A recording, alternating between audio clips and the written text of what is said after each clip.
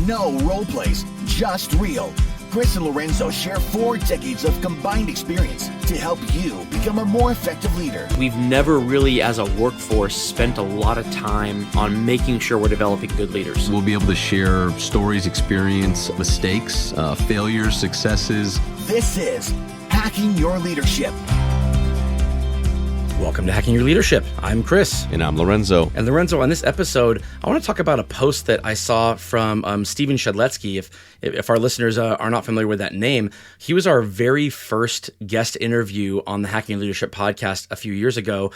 He's someone that we have always been a fan of. He worked and reported directly to Simon Sinek for a number of years, I think more than a decade, and he's been doing his own thing for about the last year and doing really well at it. He's amassed a lot of followers on LinkedIn, and he puts out a lot of really great content.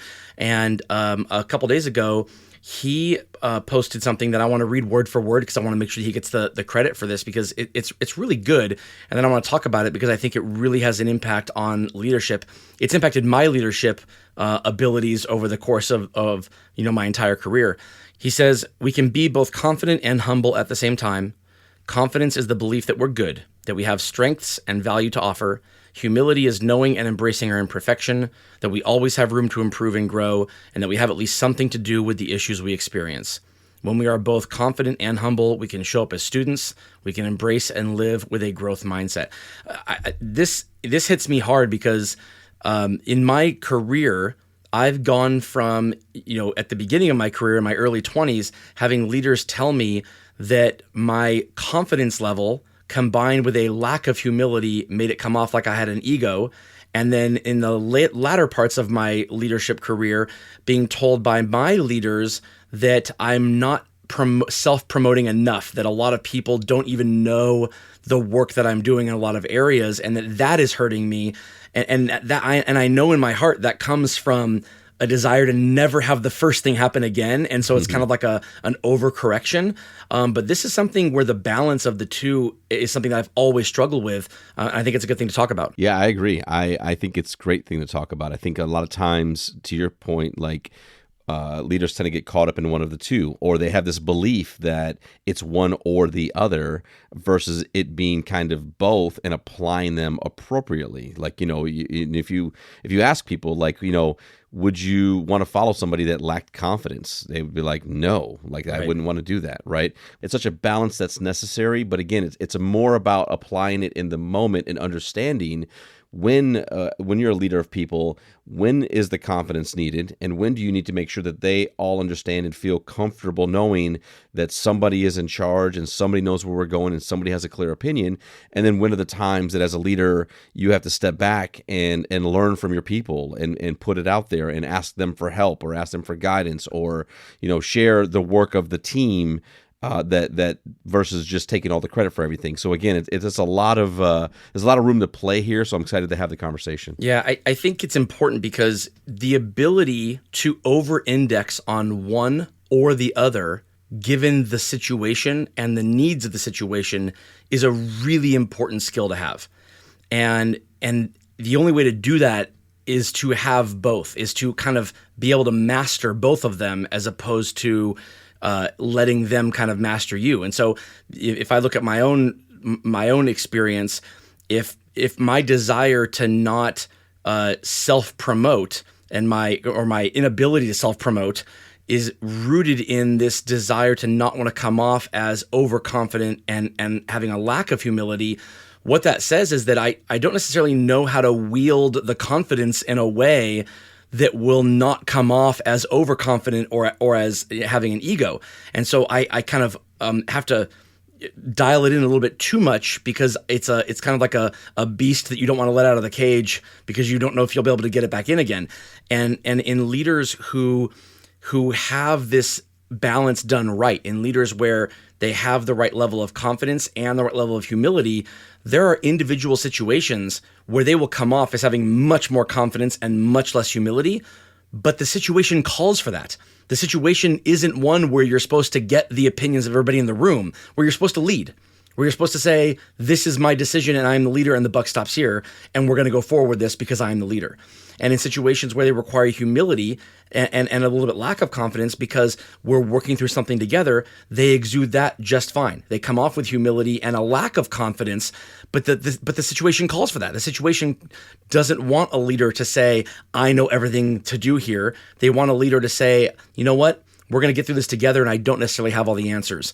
And that kind of gives off the right impression for that particular situation. So again, these are skills to have, or these are kind of like the traits of confidence and humility are just traits. The skill is where do you let one come out versus the other, and it is 100% situational on what the right balance is. Yeah, I think a lot of times as you were talking through that, where it shows up for me the most, where it's very much in your face, is in interview process when you're interviewing a candidate or a leader.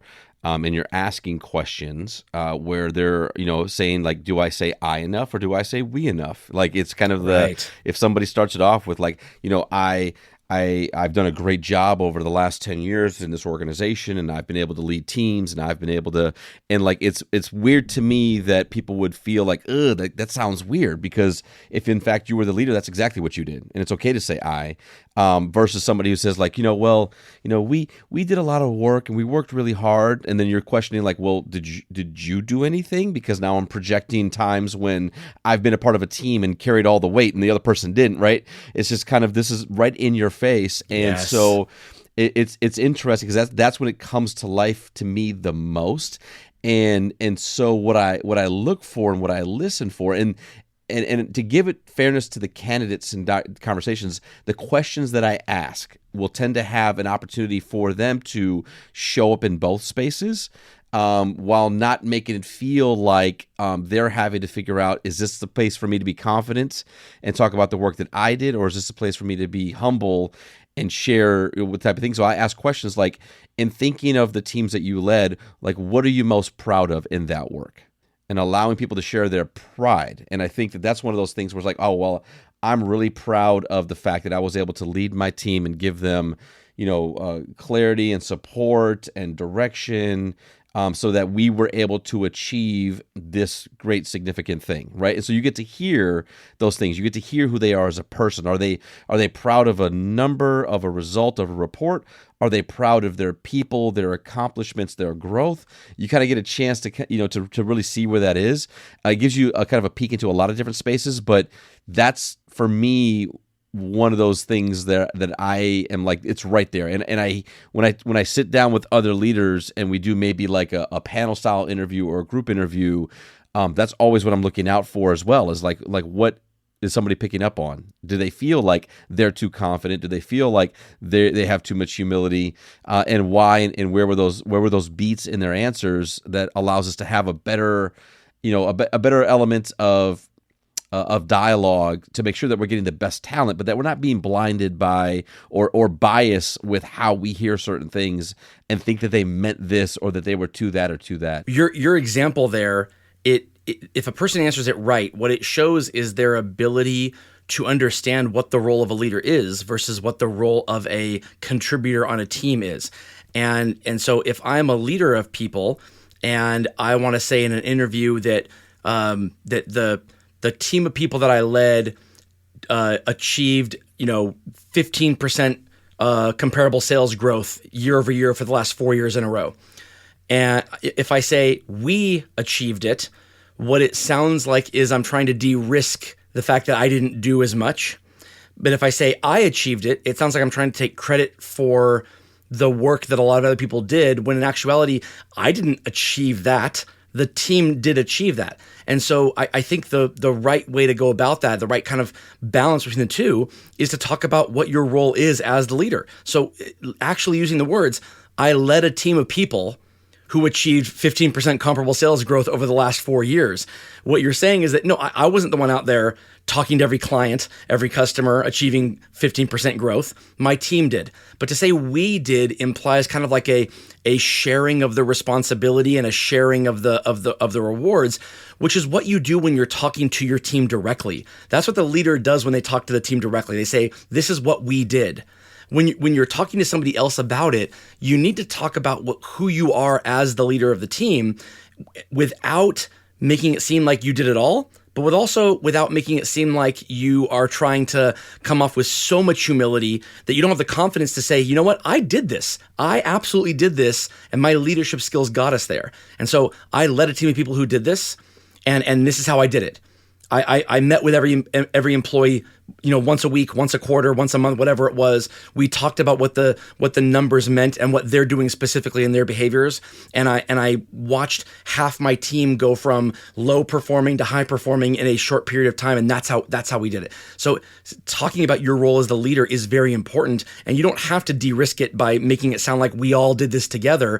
Because everybody on a team has different roles and different responsibilities. Speak to that and be confident in it. Yeah, you have to have confidence. People really are attracted to confidence, and you want to be able to do your work in such a way that you feel proud of it, and that you are, you're confident that you can take on additional responsibilities, and that comes across. But balancing and understanding that overconfidence, and it was kind of really creep into ego, starts to blind you or starts to reduce the amount of insight or intake that you're getting from other people within your circle, which is why I'm a huge proponent of ego as the enemy, as Ryan Holiday, I believe. I really like that book, because at the heart of it is this. At the heart of it is that you have to be aware of it. You have to understand that you need it. You need the ego. You need the confidence. You need to believe that you can achieve. You need to be able to drive yourself. People need to see that you're confident in what you're doing.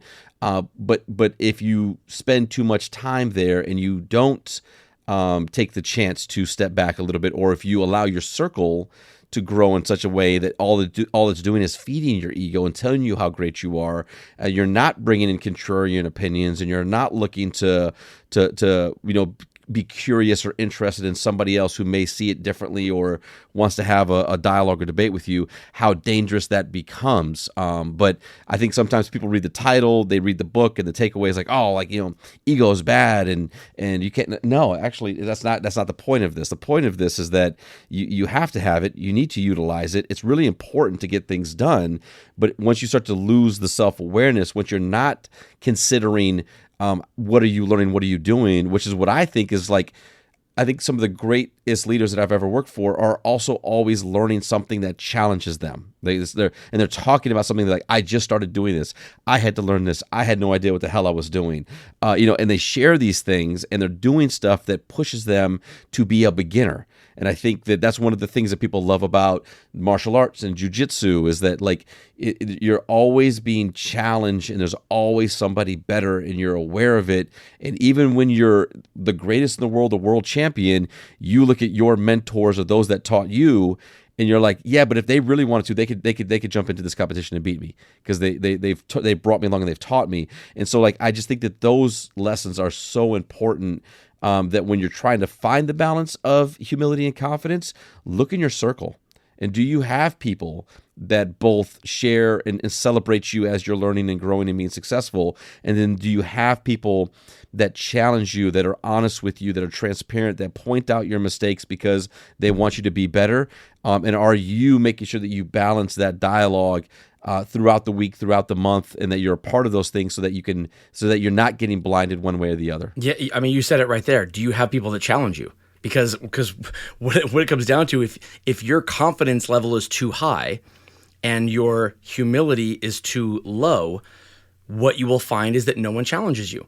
What that probably means is that the confidence that you're exuding when you give an opinion is at the level that makes people say one of two things in their own head. Either A, they must be right, or B, I know this person is wrong, but the level of confidence they're showing in it means I don't want to deal with it. I don't want to get into a conversation with them where I try to change their opinion or change their mind on it, because they are so confident in it that it's not going to go the right way for me, so I'm just going to shut up.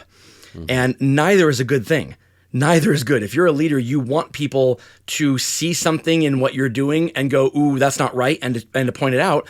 If for no other reason than if it is the wrong thing, you want to be able to course correct sooner rather than later. And if no one's telling you, if no one's giving you any bad press clippings, if all you're hearing is the accolades, then that means that no one cares enough about you as the leader to try to save you from yourself sometimes. And so, yeah, having those people around you that will challenge you is a great litmus test for whether or not you have too much confidence or not. Absolutely. And with that, it brings us to this episode's 1 minute hack. But first, a few words from our sponsors. The 1 minute hack. All right, for this episode's 1 minute hack, here's what I want you to do. Get out your pen and paper, and I want you to write down a list of things over the last 90 days that you felt very confident in doing. Things that you knew you were doing the right thing, you were moving forward with it in the right way, you had the skills, the knowledge, the abilities as a leader to get this thing done. Write that list of those things down. And then I want you to make a list of the things where you didn't feel that way. Things you had to embark on or you had to accomplish where you didn't feel as confident in doing it, where you kind of felt like you were winging it a little bit, or you had to get the advice or the insights from other people in order to get it done correctly. Write those things down. What I want you to do next is look at that second list of things that you made, and I want you to put a check mark next to any one of them that you shared that process with your people on. You went through that with your people and you said, I had to go through this and I had to learn from this person. I had to get this information from that person. And I had to get these things together in order to be able to solve this problem or to move forward with this endeavor. And if you don't have check boxes by all those things, if there are things that you kind of kept to yourself when you work through this process, it means that you're not, even if you have the humility to show that you had to ask questions, you need to be able to show that to your people and your peers and the people reporting up to you that you had to go through this process. What it will do is it will show your people that you understand that you don't have all the answers and that you are humble enough to be able to work through something even if you don't have the confidence to say, I can do this all by myself. Make sure you have check boxes next to as many things as possible, and you're more likely to have people continue to bring up issues and challenge you on things when you need to be challenged. Yeah, I think it's a great 1 minute hack, and kind of like, be confident in sharing your humility.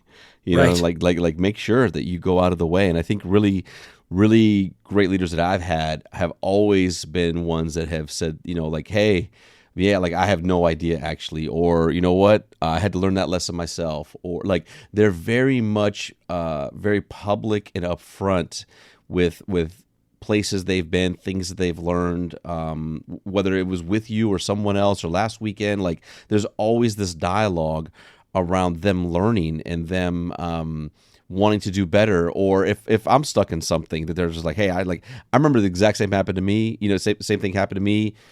X a while ago, and this is kind of how I was feeling getting through it. And here's what I learned about myself, and here's what I learned about the situation. Like, and you'll be fine. Like again, like sharing it and then building the confidence. I think that's just such an important part in that balance. And if you, to your point in the hack, if you're not doing that, or if you're not hearing that from other people in your circle, look around and really reconsider who's in that circle. Yeah, I can name people, a list of people on both sides of those things. And so clearly, if a person is known for one or the other, believe me, you know that too. Think about that. Think about the list of people you know who you feel really comfortable going to them and saying, hey, I think you should consider this instead. And the people who you're thinking to yourself, you know what, I'm not even going to bother.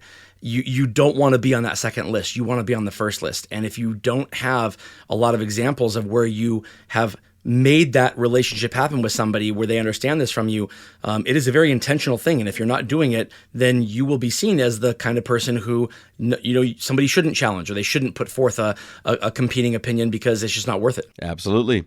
And with that, it brings us to the end of this episode. This is Hacking Your Leadership. I'm Lorenzo. And I'm Chris. And we'll talk to you all next time.